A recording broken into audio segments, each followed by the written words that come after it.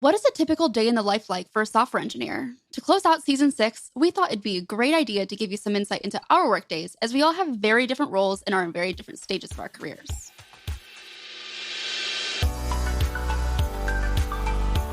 Welcome to the Ladybug Podcast. I'm Kelly. I'm Sydney. I'm Allie. And I'm Emma, and we're debugging the tech industry.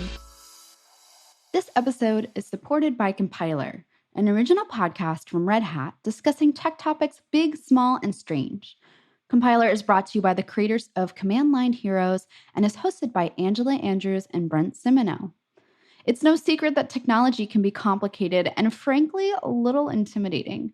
Compiler unravels industry topics, trends, and the things you've always wanted to know about tech by interviewing the people who know it best. I checked out the Should Managers Code episode where the hosts discussed the 80-20 rule. 80% of a manager's time is typically devoted to managing, while 20% is devoted to coding and problem solving. They discuss how it can be hard to close the door on your identity as a creator, something many new managers struggle with. The hosts also discuss how you can keep your skills sharp when most of your time is spent managing. I thoroughly enjoyed this episode, and I know you will too. Listen to Compiler on Apple Podcasts or anywhere you listen to podcasts. We'll also include a link in the show notes, and many thanks to Compiler for their support. Hello, everybody. Welcome to the final episode of Season 6. Woo! We survived! We did it!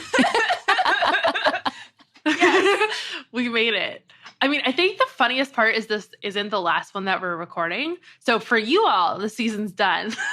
Oh, shit, really? Yeah, we still have one more episode to record. We're doing this out of order, but it's okay. I guess spoilers behind the scenes. For my other podcast, we always say good morning and how was your weekend when we're like recording, a week, 2 weeks, 3 weeks prior. And we'll literally come up with a story of what we did that weekend when it was absolutely not what we did. So that's awesome. Nice ad-libbing there. Everything's interesting. Oh, man. Like, I talked about, I had such a great time on vacation when I hadn't even left for vacation yet. It's really great.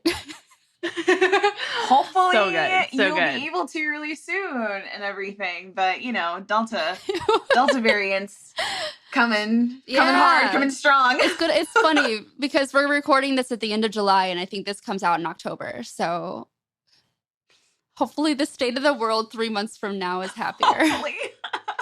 Yeah, it's always interesting to think about what 3 months in the future will be. Is it going to be better with this or worse? Like, it could honestly be either. Yeah, exactly. I don't love that.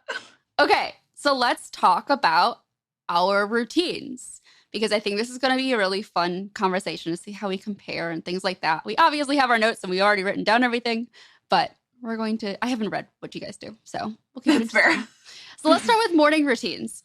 Who wants to go first by talking about what your morning routine looks like? Why don't you go, Kelly? Why don't we just kind of be nosy in your life? Okay.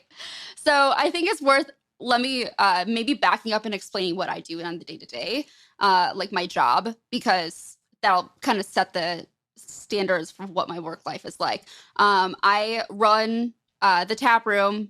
It's a Shopify Plus agency, so I have employees reporting to me. And I'm kind of focused more on operations instead of the actual day-to-day work that we do. Also do this podcast and another podcast and another company that I recently started, and then my personal LLC. So got lots of things going on. I'm actually not spending that much time coding on the day-to-day. So that's going to play into what my days look like. So morning routines. First thing I do when I wake up, and I'm not supposed to do this, is I check my notifications. And I check my email. You should never do that. That sounds so overwhelming. I know. There's something just satisfying to be like, ooh, what came in? I have a few newsletters that I read every single morning, like Bloomberg's 5 Things to Start Your Day and Morning Brew's email. I read those 2 every single morning when I get up. So I'm still in bed reading those things before I've even decided to consider getting out of bed. I also review my meeting schedule for the day. I spend my life in meetings. That's what I do now. So I'm just like, all right, when will I have some time to breathe? When will I get lunch? Did I leave myself some time for lunch? Things like that. If I'm not working at the office, I have an office at a co-working space. I'll usually work out first and then get ready for my day, starting my workday closer to 9 unless I have a meeting at 8. So I can kind of squeeze in my workout early and then not have to worry about it for the rest of the day. But if I am going into the office, I get ready for my day, and I'll either listen to like some upbeat music to kind of pump me up for the day, or I'll listen to a podcast. My drive to the office is about 20 minutes, so it's not super long.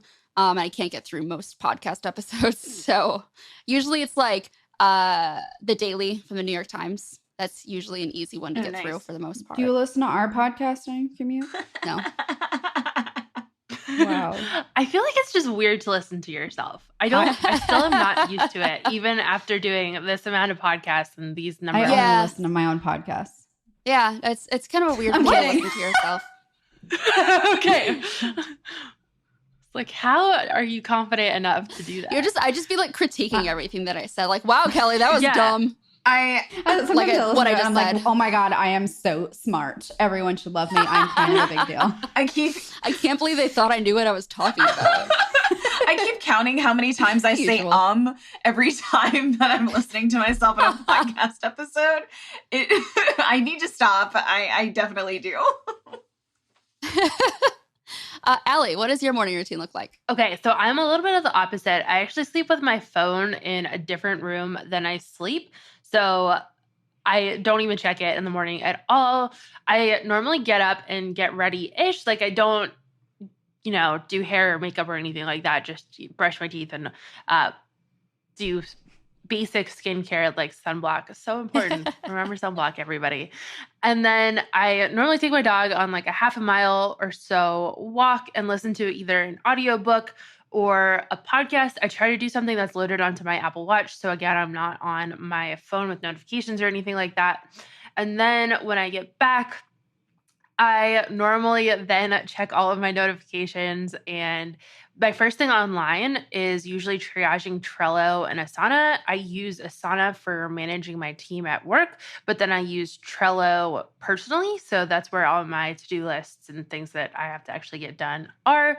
And then normally I would have breakfast. I normally try to eat like mostly vegan. And so I have a bunch of like oat milk based yogurts in the fridge. So I usually have those. I also have pre-made iced coffee. Usually I don't like cooking. I do not like meal prepping. And so I have decided that in my life, it's just not something that I want to do. And so I buy a lot of pre-prepared foods.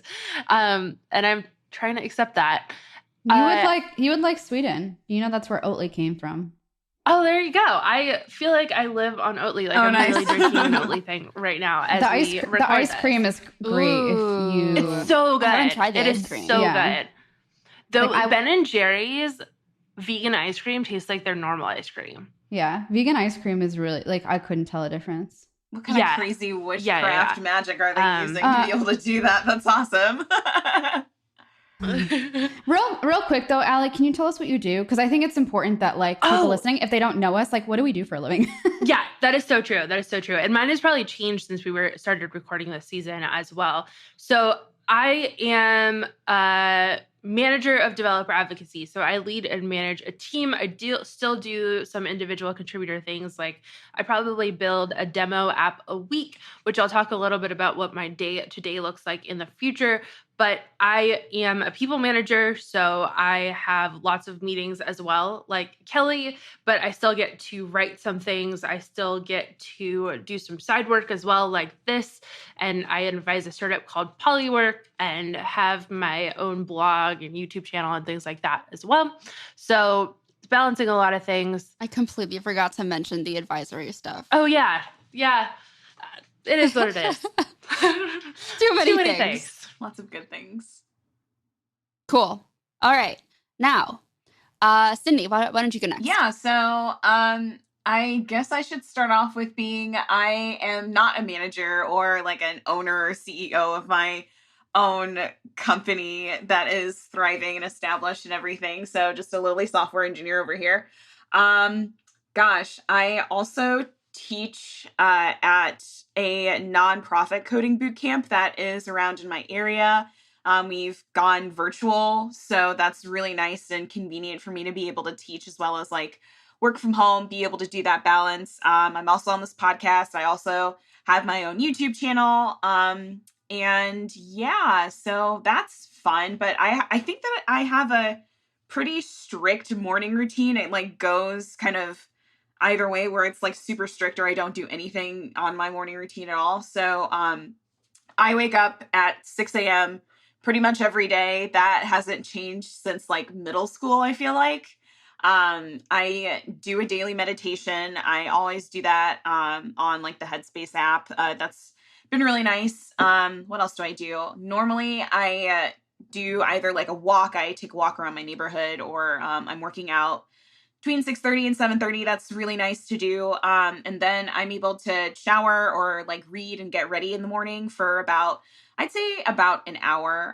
It's really nice to not see any notifications on my phone or do anything like that. So I would say around like 9 o'clock is when I'm actually like going in and starting to look at my notifications, check my emails and things. But it's nice and inspiring to be able to like actually touch a physical book before I do anything with my day and get like overwhelmed with social media. So yeah, so it's been between like either I do this very strict routine. I journal too. I like make sure that I like have out my journaling notebook and just like mind dump all the things that I've been thinking about like the day before or whatever I'm currently thinking about, and go from there. That's what I normally do.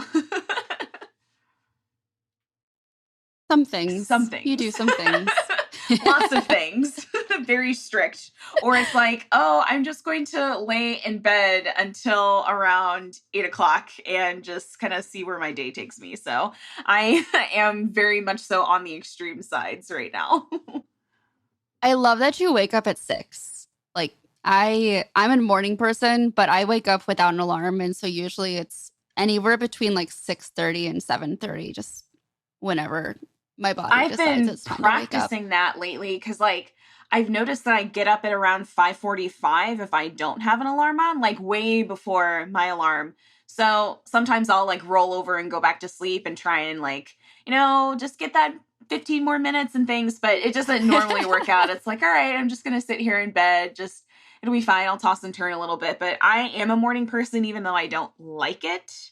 I don't like love having to get up at the crack of Jesus, but it helps me start my day, get that momentum building, and then I'm able to like actually focus and do work. So I do this without consent. No, I feel like it's so healthy though to wake up without an alarm because then you're really listening to your internal clock and your sleep schedule. I do that a decent amount too, though. I like the summer a lot because it's light out when I get up, and that makes it so much easier to actually get up. It's the same thing with me. Like I need my blackout curtains to like actually go to sleep, but I'll like peek it just a little bit. So it'll be like right there in my eyes. So it's like, get up. You need to actually get up now. It is time. Speaking of it being time, Emma, what does your morning look like? I feel like I have a realistic morning routine for most people listening because I don't work out in the morning. I wake up whenever I want. Maybe that's not realistic. That's realistic for me right now. I do typically set an alarm, but I will normally wake up between 7:30 and 8 every day just without it. Because I work from home, it doesn't really matter to me like when I get up. Recently, I've just been really tired, so I'm not pushing myself to wake up early. The first thing I always do is read a book for at least 30 minutes, if not an hour. And then after that, maybe I'll get ready for the day and maybe I won't. And maybe it'll just be a camera off kind of a day. Sometimes I just don't give a tiny rat's ass, and that's fine. I typically check and respond to emails and Slack messages and kind of do tasks that I've been putting off in the morning, like things with Swedish taxes or things I really just don't want to do. And if I do have extra time before my first meeting of the day, I'll typically work on like spillover stuff from the night before. But that's about it. Yeah, no working out. I don't eat breakfast usually. Wow, maybe this isn't a very healthy morning routine, but it's what I do. Oh, and I was just going to actually tell you what I do for a living. I'm a housewife. No, I wish I was a housewife sometimes. I'm a software engineer for Spotify, and I work on the desktop and the web applications, the web player. So anytime you're interacting with the desktop or the web player, that's what my team builds. But we're very flexible in our schedules. It's really, really nice. Like I could get up at 9, work later, like, and we'll talk about it throughout, but like I have a very, very flexible work schedule. So it doesn't really matter when I wake up. Same. Unless I have a meeting, then of course I will be up for it. But otherwise, it's a nice thing about running a remote company. Everyone kind of works on their own schedule. It sounds like we all yeah. like do a little bit of either like intermittent fasting or just like we delay kind of our breakfast until a little bit later. Is that right? Well, Allie doesn't. No, I eat pretty soon after. I eat a lot of oatmeal in the morning because it's very easy to make. That's fair. That's fair. Just like add some brown sugar. That's too hard for me. I love like cooking, I need something that's the difference. Okay, there you go. I wouldn't call oatmeal cooking, but okay. Oh, I know. But she said it's too much work. No, it's totally like there's the difference there. Mine is I have to be able to just pull it out of the fridge. Like I don't want to do anything else. I used to have a Cliff Bar for breakfast every morning. Oh my God. And eventually stopped doing that. It was a Cliff Bar and energy drink. Oh my God. That sounds awful. It was so much sugar. Yeah. So much sugar. Yeah. I mean, I will say sometimes I do meal prep for the whole week on Sundays, and it feels like an ultimate life hack when I can do that. But I feel like I just like doing things on my weekends, and I don't want to sit there and I hate meal prepping. I usually have, like, whenever I cook dinner, I usually cook it in bulk anyway, because I'm cooking for 2 people, but I end up making probably at least 6 servings of it. Like I was making chicken fajita bowls for dinner last night, but I made enough like fajita onion mix to have at least 2 more dinners. So it's my little hack. I spent more time chopping up peppers than I did actually cooking. How it goes. Okay, next step, beginning of the workday. So we've gotten ready. We are now starting our workday. I'll go first. I usually actually start responding to those emails that I read in the morning. I like cleaning up my inbox when I first wake up, just so I don't have to deal with a lot of just noise in there. I am an inbox 0 person, so that's usually how I roll. It makes me feel better when my inbox is very empty. smart. I'll respond to anything that requires my attention on Slack. So most of the time it's, questions that had been asked overnight. I am in so many different like Slack orgs, workspaces, whatever you want to call them, that it could sometimes take me a minute to go through all of them. So I do that. I see if anything requires my review on GitHub. Usually it doesn't these days. It used to matter when I was doing a little bit more direct development work, but after taking a full month sabbatical, plus my month-long road trip, I've basically been made redundant in that stage. So if somebody's like, we've got a lot of people out, I'll go in and review some PRs if anybody needs it. Otherwise, I'm usually not needed. But I like to take a peek and see what people are doing. I also like to take a peek and see when people are actually creating pull requests and committing to see what time they're working. Because I know like some people just enjoy working like late in the evening. That's when they're most productive. And there's not like a way of like judging.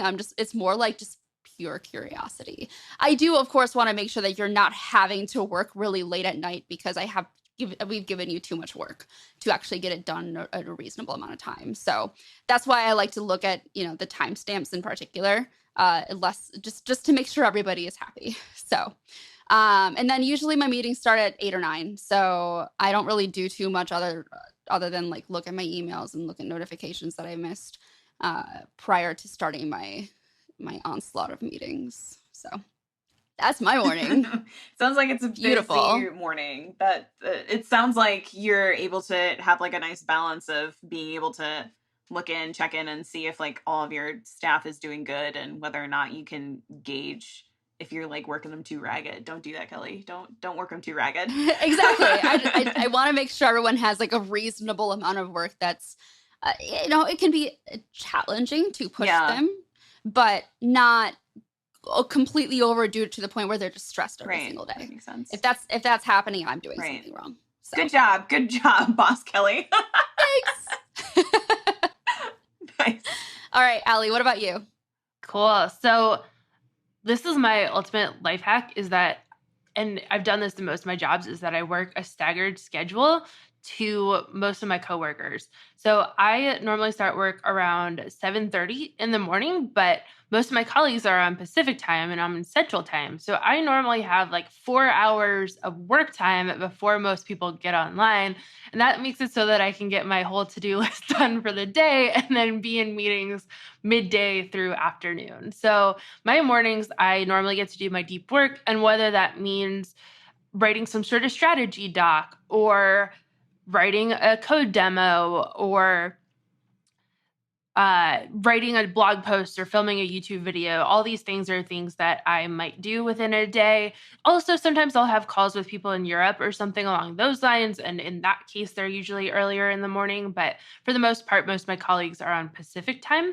I try to do a couple quick wins first thing in the morning, like things that are pretty easy to do so that I feel productive. And then I normally do my biggest to do right after that. I also try to read a chapter of a work-focused book, and I have this rotation of each day I read a chapter of a different one just so that I'm getting lots of different skills built up and learning about different things and not being overwhelmed by one thing at a time. So right now I'm rereading Lara Hogan's book about management. I'm forgetting the exact name, but Resilient Management. I'll link it in the show notes.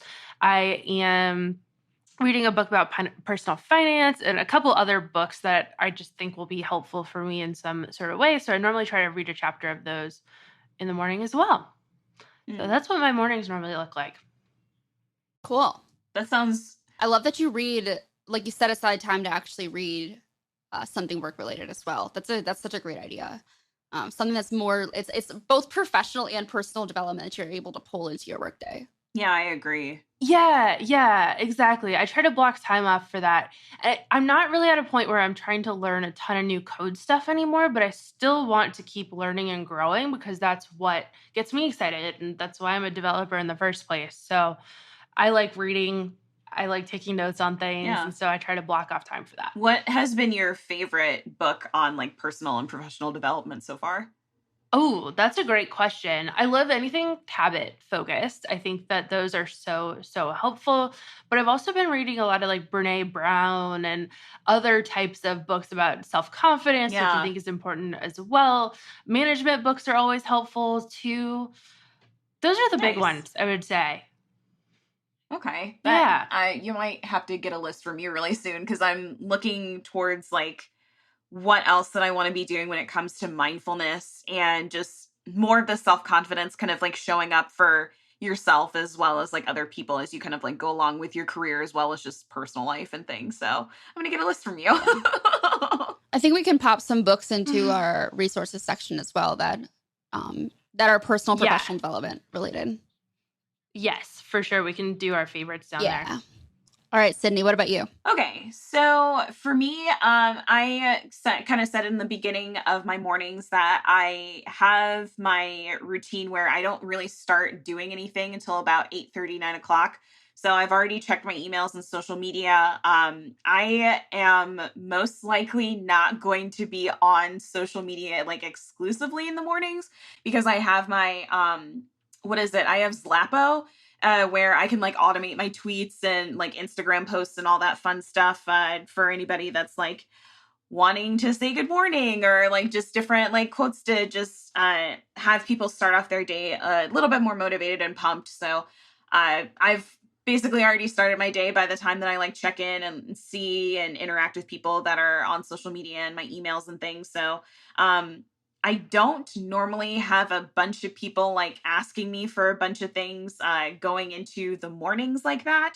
So that's really nice. We kind of start getting that situated in our stand-up, which is about 9:15 every morning.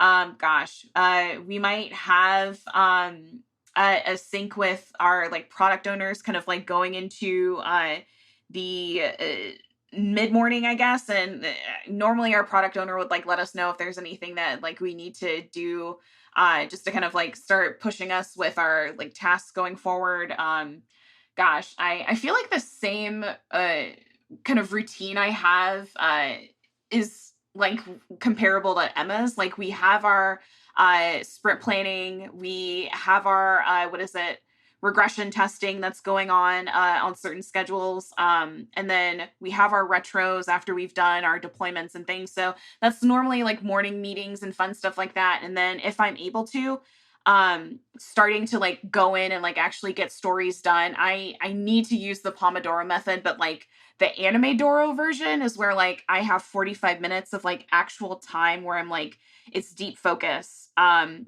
then I can like take a break. I can go pee, go scroll on Twitter, or like watch a 20-minute anime. Don't tell anybody I said that, but that's I have some news for you. You're currently speaking about it on a podcast. I mean, that's normally how I can keep focused, and like that's just a reward for myself. And that can depend on like whether or not I feel like either like looking at a screen or if whether or not I need to go outside for a minute. As well as like being able to just like walk around or exercise or like do a little bit of yoga, I guess. So yeah, that helps me kind of like stay motivated and focused. And for me, I do the more difficult tasks first because I know for a fact that I won't do them like after lunch because I've eaten, I get slow and groggy. There's no point for me doing it. So I'll either like move the tasks that are bigger to like a later day if I don't get them done in the morning. But it's normally best for me to try and get them done in the morning. Good move. I adding a link to the show notes about Anime Doro because I'd never heard of that before. That's fun. Pomodoro definitely heard of, but that's like a fun variation for sure. I think so, and I think that for anybody that feels like they need more focus in their work, kind of going forward, because for me, I didn't think that Pomodoro worked for me for a minute because like I needed longer time to actually like focus on what I'm doing. And so that was a better sense for me kind of like going into an hour of like actual deep focus work and then that like nice long break. So I have a couple of videos that I can show people that I'll put in the show notes too. Cool. All right, Emma, what about you? Well, it changes every 2 weeks, or every day for 2 weeks. It's different. So every day at 9:45, we have team breakfast and stand-up. Typically, every other week, we'll have a web tech sync across all the different squads in our product area where we can talk about different things. Every second Monday, we've got sprint planning, and every second Friday, we have regression testing, followed by retro. Or no, I don't know exactly when each of those is, but we do have retro after like sprint ends, just like Sydney was saying. But we alternate that on the off week with games. So like we'll just block out like an hour and a half of our morning and just play like GeoGuessr or other fun virtual games. We were playing Jackbox games or Among Us for a while. That's fun. Typically mornings are for meetings and then afternoons are generally a little nice. bit more Okay. open. I like that. I don't, because I'm productive in the morning. Fair. Okay. Good point. So, I mean, we do have Focus Wednesdays where you're not supposed to have any meetings. Oh, good. So you can get work done one day a week. That's cool. Yeah, exactly. Always helpful. I mean, but it has been able to like help you get to know your teams better when you've like done, I guess, the games in the morning and like team building, quote unquote, that way, right? She says that she's yawning. Okay, let's break for our wonderful sponsors, and then we'll come back and talk about the rest of our workday. We often hear from listeners who are looking for a new job. And we've got a pretty cool opportunity today for anyone who is interested in joining a fast-growing startup. The company is called Geneva, and they're hiring iOS, Android, front-end, and back-end engineers. So, what is Geneva? Geneva is a startup that's building a new group communications app that makes it really easy for people to chat, to hang out, and to stay connected with all of the groups, clubs, and communities in their lives. In a world where everyone is on social media, either yelling at each other or showing off, Geneva gives groups a safer, more private space to have a genuine conversation, make new friends, and build more meaningful relationships. You can think about it as a more modern-day, privacy-focused replacement to Facebook groups, or like what Slack would be if it was designed for social groups instead of workplaces. After about 2 years of building and growing, they now have the backing of some of the top investors in the world, including the co-founders of Reddit, Instagram, and Patreon, and are looking to ramp things up to move even faster. The team is about 42 people, with half based in New York City and the other half working remotely across the world. So, if you are an iOS, Android, web, or backend engineer and interested in helping to shape the future of how we all interact and socialize online, check it out. You can learn more at geneva.com.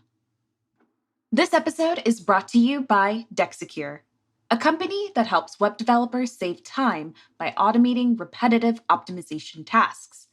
Images, JavaScript, CSS, HTML, fonts, and even third-party assets.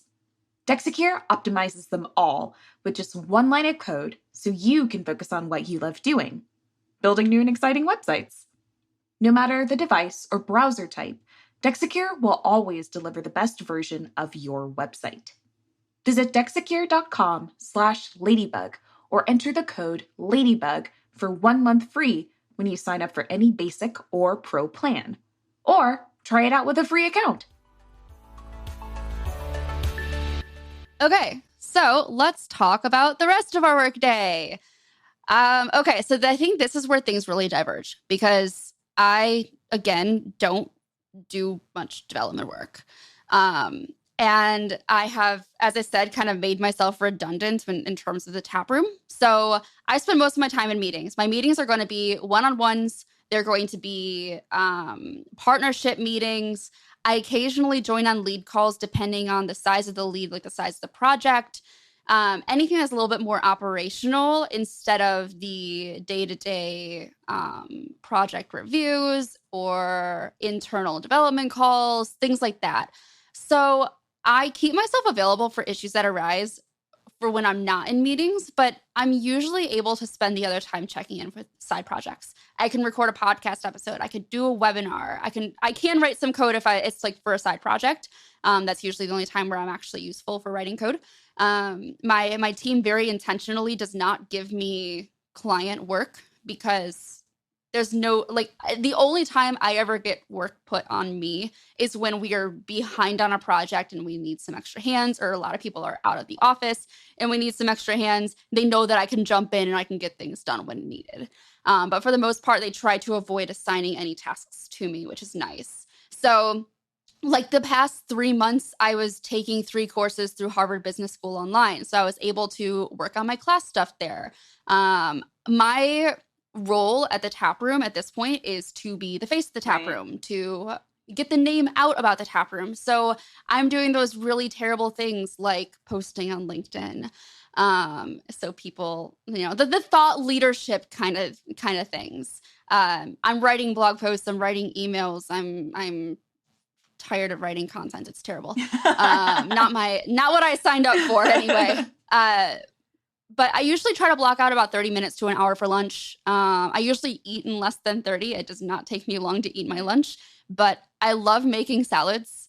I finally got over the fact that salads are a lot of work because they're worth it in the end. I just love salads. So I eat my salad and then I might like read something not work related. Usually it's probably some kind of trashy romance because again, it takes my mind off of everything. It's easy.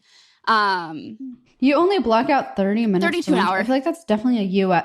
Yeah. Okay, I was going to say that's definitely a U.S. thing. Like when I was at IBM, I would just eat at my desk and then go right back to work. Yeah. Like, yeah. It's terrible. Gross. I don't even do lunch. Allie, we're going to have a Get conversation. stuff out of my fridge and eat at my computer.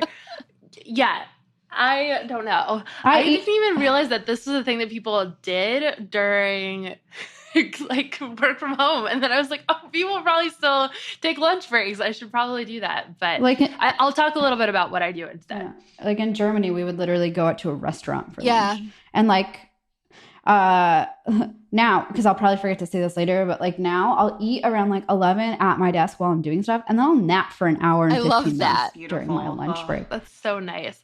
Yeah, I used to go out for lunch when I worked in an office, but it was more of a social thing. And so now I'm like, at home alone, and it's like, I don't really want to just sit here by myself. So I'm shocked that Kelly is so enamored with salads, because I have my whole like chaos theory on how like salads are completely unproductive and probably in some ways just make you gain weight because of how you like have all those what is it, you have the vegetables and then you're like, oh, but I don't like vegetables, but I have to do this, and then people top it off with like the disgusting like dressings and like sweetness and croutons and all that fun stuff, and then it's like, what the fuck was the point of like doing salads? So I'm not going to judge you too hard if you do that, but So I usually make chicken in bulk. So yummy. just like saute a bunch of chicken. So I have it ready for the entire week. That is the extent of my meal prepping. Otherwise, my salads usually like spring greens. I do strawberries, blueberries, raspberries, and blackberries, beautiful. Chicken, some slivered almonds, some feta, and then like a balsamic dressing. And that's one of my absolute This is favorite acceptable. salads. I accept this. Yay, a cast. Yeah, I think it's also important to note or just say that like not everybody's goal for health or wellness is the same either. That is true. Yeah, and so I like salads because Exactly. they taste good, and I like veggies, and so I don't know. I would just put that out there. I do it just because I like the taste of them, not because that's not usually my go-to for making healthy decisions. That totally makes sense. Literally I feel like a lot of salads. people do, and it's like, like try a little bit harder, but maybe I'm just being judgmental. I'm being very judgmental about that. You can order a salad that's like 1,200 calories or whatever. That like sounds there like a are nightmare. very calorie dense salads. But again, you're not only just looking, if you're making healthier food decisions, you might also be tracking your macros and things like that. So I mean, I think it's important to note that none of us are nutritionists, and like we really shouldn't be judging what other people are eating. I'm just going to call you out for that because I think that's an important note. Like, I love you, but I also think like we shouldn't judge what other people are eating, especially because all I eat are Rice Krispies. I love hot dogs. If you want to judge someone, it's going to be me. I eat hot dogs for lunch a lot. I will be having hot dogs for lunch today. My apologies. I shouldn't be judging. You're right. You're definitely right. No, it's like, I think it's a natural reaction from like people in general, but I think it's important to note that like, it's not affecting my life what someone's eating, and it's not going to kill you. So like, why do you care? Yeah. And Tally's point, like people have different goals. So like my goal is to just survive. And like all I've been eating are, processed carbs, for that's fair. to 8 months. So that's where I'm at in my life. I love it. I love it. Nothing like those simple carbs. They're so easy. Yeah. Yeah. Yeah. we should keep going about our work days. Yeah. So for me, I try to stack my meetings so that they're in similar times. So I normally have a lot of meetings on Mondays and Tuesdays, sometimes Thursdays as well. Usually my Wednesdays and Fridays are a little bit more chill on the meetings front, and so I'll have more time to do more. I don't like saying work because doing these meetings are work too, but actually like writing things and being productive outside of, deliverables. I like that. Instead of just having conversations with people. I also think another life tip is to block your calendar. So I block my calendar out 2 weeks or like a week in advance. So that if somebody wants to schedule something on my calendar, they have to ask me first instead of just throwing something on there. And also, if I have just a half an hour here or there to get work in, I won't do anything. And so if I can block off those larger chunks of time and have people sneak into those half an hour slots that are still open, I'm fine with that. But I like to have those longer times where I can actually get things done that I need to. I spend a ton of time writing, and I think this is something that I would really give people as a recommendation if you're trying to move past being an individual contributor in your career, that writing persuasively and clearly is a really, really great skill to have, because a lot of your job will be writing proposals, writing feedback for people, things like that. And so having great written communication skills goes a long way. So a lot of my time, again, is spent writing proposals for things, external content, giving feedback on people's work, and then also creating content that goes out there. I normally do one demo per week and then film a video or so as well. I normally will have like a speaking event, and then it's lots of communication between different parties and making connections between people, responding to things on social media. Although one of my friends recently said, and I love this, is that your personal Twitter does not have an SLA or a service level agreement attached to it. And so you don't need to respond to all these tweets. And I'm trying to take that to heart, because I think I put this pressure on myself to respond to everybody. And I feel like I don't have to, and maybe it doesn't scale as well as other types of communication. I am not a big lunch break person, again, because it makes me feel lonely because I'm alone all day with my dog. And so what I normally do is I will have, again, like soup or salad or something like that in my fridge, or like even leftovers from the night before, and I'll microwave them real quick and just have that. But what I do in order to take breaks is that I normally do my workout sometime in the middle of the day. So is that if that's in between different meetings, or if I'm just starting to get stressed out, I feel like it's the best way for me to overcome that stress. And so I like to make breaks by doing that in the middle of the day. Then I normally use the last hour of the workday. My technical workdays are like 8 to 4 my time, but what I tend to do is like 7:30 to 4 for my day job, and then I take that 4 to 5 slot before my partner comes home and use that for side work. So whether that's Ladybug or Polywork, or I'm working a little bit on trying to think of launching a productivity tip channel or something along those lines. So I've been working on those things for that last hour of the day, because I'm usually a little bit tired, and doing those outside of work things really, really motivates me. And so, yeah, that's what my day mostly looks like. It's like you do like 5 things. That's it. At the same time. Easy. Such an easy day. I would love to see some other like resources that Allie has on like actually captivating and like writing persuasively as well. So like some stuff in the show notes. Do it. Yeah. This is actually what I did studying in college. So I do know a decent amount about that, but I can also link some things. One of my very good friends at work has this amazing book that he recommends to everybody on it. Amazon is like very writing centric as a culture, which I personally really, really enjoy. That the first 15 minutes of every meeting, there's usually a document written, and everybody uses those first 15 minutes to read that document, which allows everybody to be in the same place when that meeting starts. It makes it so that the person scheduling the meeting has to actually put preparation time into that meeting.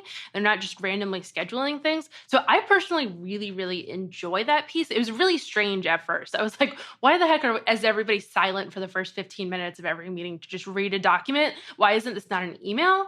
But yeah, there's that. I really, really appreciate it.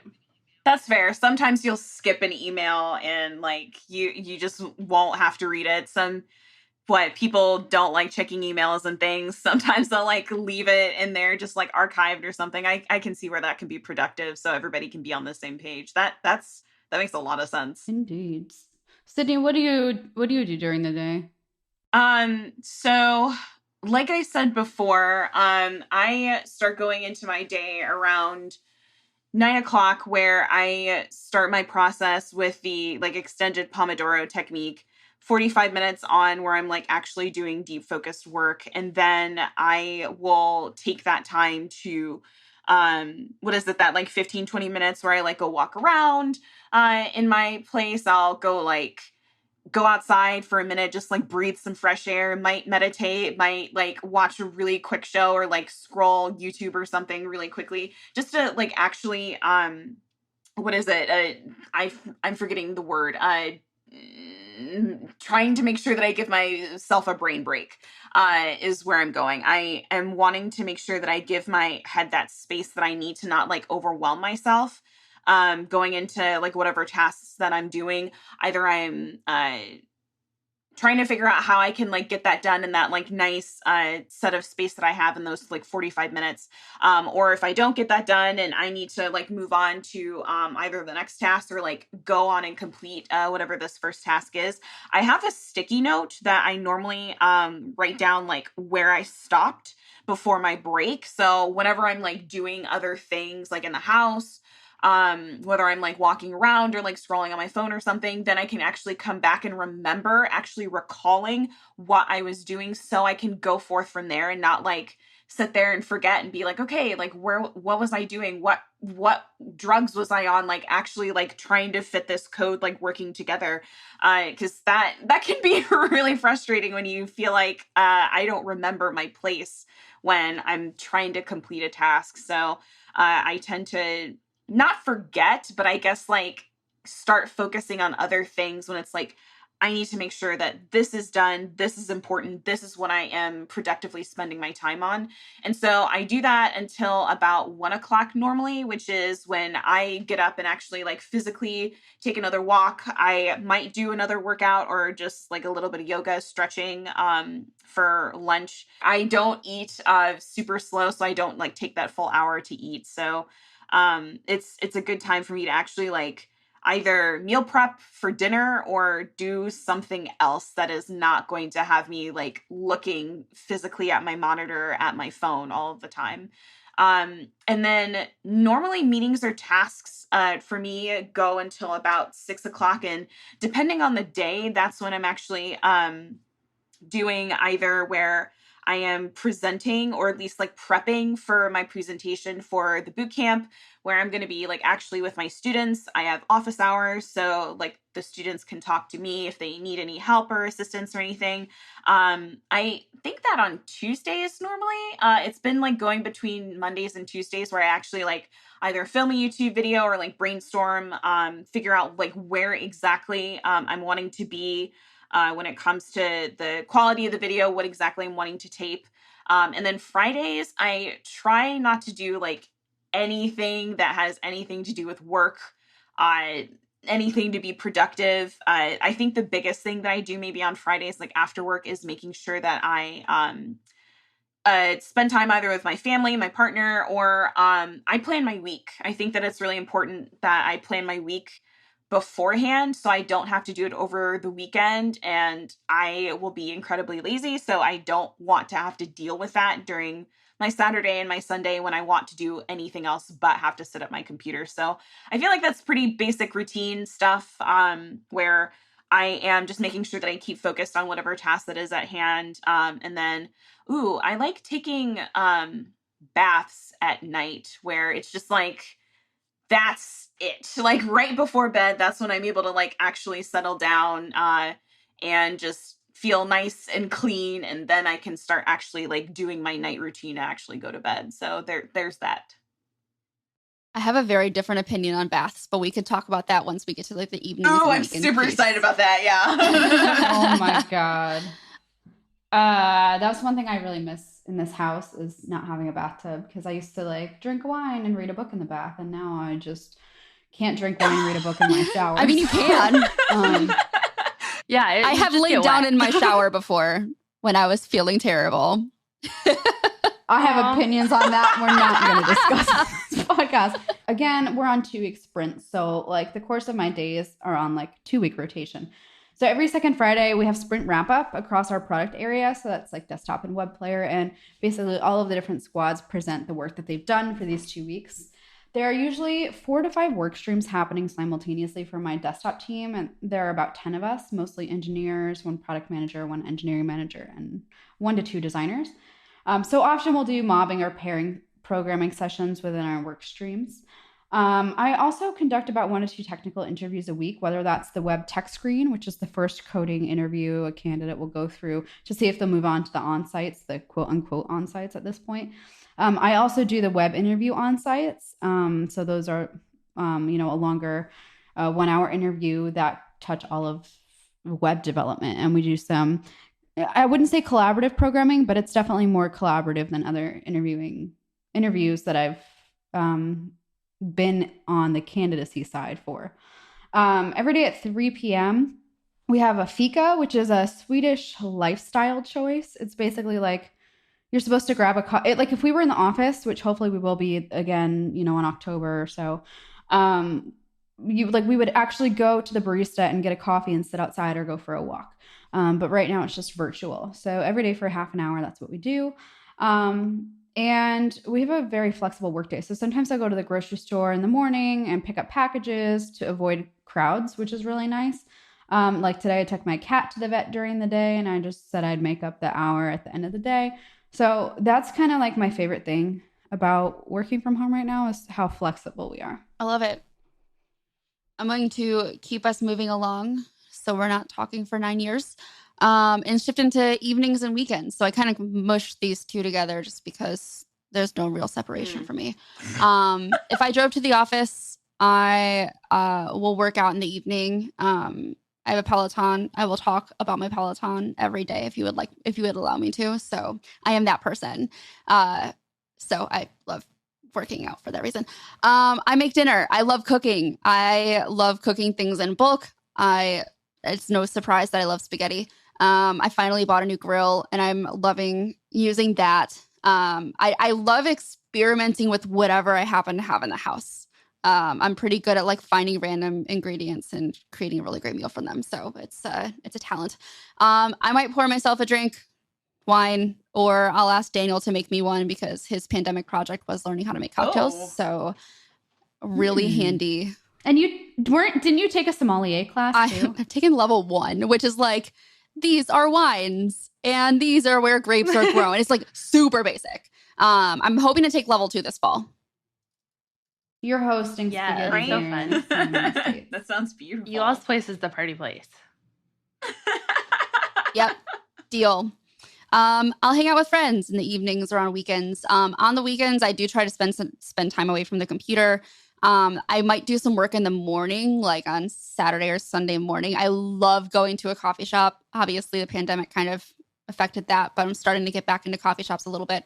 And I'll just, work on a side project on the weekend mornings, or I might just grab my Kindle and read and get a coffee there. So that's what I do. Allie, what about you? Nice.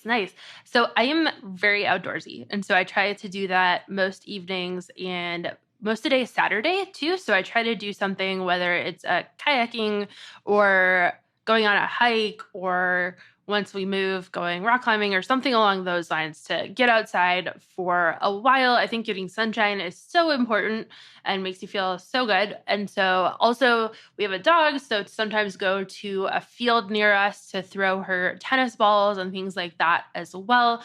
I have a deal with Andrew, who's my partner who I live with, that we do dinners every other night. So I own dinners either 3 or 4 days a week, and he owns the other days. So that means that I get to either cook something if I really want to, or order something via DoorDash or something along those lines, depending on the day. Then I shower as soon as I'm not going to leave the house again for a while. And then right now I've been watching a lot of the Olympics, but I usually spend a lot of time reading at night, usually an hour or so before going to bed, but I try to go to bed relatively early as well. I try to keep that sleep schedule too. I also like doing workout classes, so sometimes I'll do that on Sundays too, and just see friends whenever I can as well. My sister lives in the same city as I do, so see her a lot. That's kind of what my time looks like. I try to be really offline though when I'm offline, so I tend to not check things too much in the evenings or on weekends, other than text messages from family and things. Slack like that. is horrible. I still have nightmares about that. Getting notifications. Yeah. Oh my goodness. We get all these ads for Slack on Hulu, and it makes the little like noise, and it just gives me anxiety that every sounds time. awful. I'm so sorry. What I do on my evenings and weekends. So I told you guys before that normally I end my workday at 6. So that gives me time to either eat dinner, take a break, try and step away from the computer. I normally try and do my content creation on Tuesdays. So that's either writing a blog post, talking more interactively on Twitter, making a YouTube video. I teach my classes on Wednesdays. I go have office hours on Thursdays, depending on like what everybody's schedule is looking like, whoever needs to like ask me questions and things. I plan my week on Fridays, and then on Saturdays and Sundays, I don't do shit. I really think that it's important to either spend time with my family, spend time with my partner, either going out, doing something that is not on the computer, looking at my notifications or anything, and going from there. But I really hit home for myself that it's important to actually like plan my week on Fridays to make sure that I don't have to do anything else. Kind of like going forward. So that's really all that I do. Pretty basic stuff here. Cool. Awesome. So I have some side projects that honestly I've been shirking responsibility for. So sometimes I'll do podcast work, like ensuring that our Squarespace site is set up after, Allie does all of her awesome work with Pinecast and distribution that way, filling out podcast outlines if I'm the lead for that episode. I'm currently supposed to be creating an online course for front-end masters on CSS foundations that I'll be giving in London in just a couple months. Should be working on that, and I am slowly. Sometimes I'll work on my book, but very rarely at the moment just because I'm like really burnt out. So normally I'll just try to read in the evenings, cook dinner. I also got a Kindle. Yay! I was convinced by Kelly, and I have not been able to put it down. And then like on weekends, I'll try to see my friends just because I live about an hour away from the city now by train. So I'll try to see them on Friday, Saturday, or Sunday. Like we did a high-speed boat tour of the archipelago. That's cool. A couple weeks ago. It was super fun. And then I'll also call my family because I live far away from them and haven't seen them in a couple of years. So that's where I'm at. But I think that was all of our content for this episode. However, instead of shout outs today, I think it would be fun if we would all list our top 3 tools. Yeah, for definitely. Let's go for I think it. that's a great idea. Why don't you go first, Emma? Okie dokie. Fabulous. So I just downloaded this app called any.do, which I don't like the name, but I love the app. I think it's beautifully created, and it's free, although I do pay for the premium because I think it's actually really good. So that's a newer app I've been using. Fantastical is a calendar integration tool that I've been using forever. It can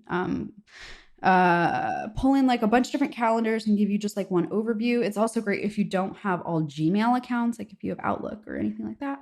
Really like that. And I use Canva for all of my side project stuff. Any design assets, any things like that. Highly recommend Canva if you are working on any project like YouTube thumbnails or Instagram stories or book covers, things like that. So Kelly, what about you? One of my go-to apps is called Things. I have it on my Mac, my iPad, and my phone. I love having it for everything as like a to-do list of sorts. But it's divided up by projects, but I have like some taproom stuff on there. I have my personal stuff on there. I have side projects on there. So it's easy to see when everything is due, especially if there are, strict deadlines for that. So it was really, really helpful when I was doing the Harvard Business School online stuff. I'm starting my executive MBA program in October, shortly after this episode airs. So it'll be really, really helpful once we get to that point. Second favorite tool, Superhuman. I use it for my email. It's $30 a month. I absolutely love it because I have so many different Gmail accounts that I use. And it's very keyboard shortcut driven. And I do keyboard shortcuts for pretty much all of my life if possible. So I absolutely love it. And I think it's well worth the money. I get my money's worth out of it. And then third, it's kind of a not really like a specific tool, but I use Do Not Disturb across my devices so much, whether it's on Slack, whether it's on my Mac, whether it's on my phone, whatever it might be. I use Do Not Disturb all the time because I'm like, look, I cannot deal with distractions right now. I'll update my status on Slack being like, Do Not Disturb, I'll be back at 1 or something like that. And it's cool because I've also kind of trained my team to also use it because if they want to do deep work, I don't want to be interrupting them either. So I find it to be a really helpful tool that I think just kind of falls under the radar a lot. I'm perpetually in Do Not Disturb mode. I never have push notifications. I've turned off all push notifications, especially for social channels. Doesn't that feel great? That's so invigorating. Nice. Yeah. How about you, Allie? Yeah. So my 3 favorite. So I live in Trello. I've talked about this so much, and I can link my Trello setup in the show notes, but I have this system that I've worked out, and it just works really well with my brain. A lot of people love Notion, and it just is too unstructured for me. So Trello, the structure works well. So that's what I use for task management and goals and all that. I love my Apple Watch because it allows me to track my movement, which was like 0 because of the pandemic, working from home, other than trying to actively work out. So I really enjoy that. And the ability to not have my phone on me all the time, I think that's really helpful as well. And then I use Markdown for everything else pretty much in my life, whether that's writing proposals, whether that's writing blog posts, taking notes on things. I use Markdown for that. And so shout out for that as well. Sydney, how about you?